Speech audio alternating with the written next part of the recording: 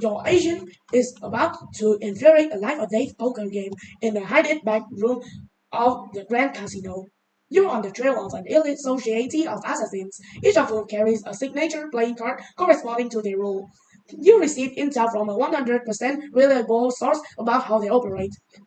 Their MO is to invite their victims to a high stakes game with one or more killers at the table. The game is a variant of poker played with a single fair deck where every player receives two cards in sequence. Each assassin immediately and covertly swaps one of the cards they've been fairly dealt with their signature cards. Then the robo dealer reveals three shared cards on the table. After betting, the assassins play their signature cards as a signal that they're ready. When the last one comes out, they go about their green business. Today's games is no different, and your mission is to identify the assassin and save all the victims. Everyone at the table is either an assassin or a victim, and there must be at least one of each. The game is about to begin when your agent finds the secret passage and talks away into a seat at the table. Meanwhile, you're monitoring the proceedings with an insect drone. If you can figure out who has swapped out a fairly dealt card with a new one, you can identify the assassins and alert the agent through her earpiece. The game begins. Your drone doesn't catch anyone's sleight of hand, but it does manage to get a look at the cards each player holds. Suddenly, decided, someone swats the drone, breaking your video feed before the review of the shared card. It goes to emergency mode and it is just operational enough to send the following string data of those three shared cards before shutting down for good. And that is, you've lost your eyes and ears in the room. Your spy can see anyone else's cards or tell anything. So it's up to you to figure this out and fast. Who are the assassins?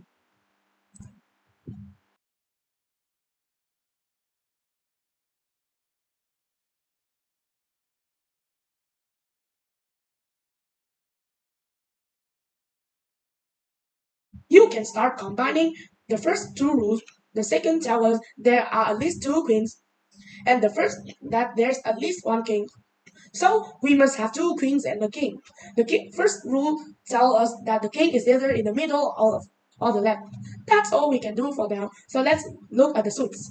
By the same logic, we know that there must be two spades and one heart. And by the third rule, the hearts must be in the middle or on the right. We can now make a table with our four possibilities. We can eliminate this one because it would require the deck having two queens of spades. We can rule out any other options, but we don't actually need to. In every case, the three cards are the king of spades, the queen of hearts, and the queen of spades in different orders. And it just so happened that each of three these players holds one of those cards, so they are assassins, right? Well, hold on. There's something odd. Players do and the agent both hold the same card, so one of those must be a signature assassin card. But you know from your intel that there's at least one victim who's not the agent. How can that be?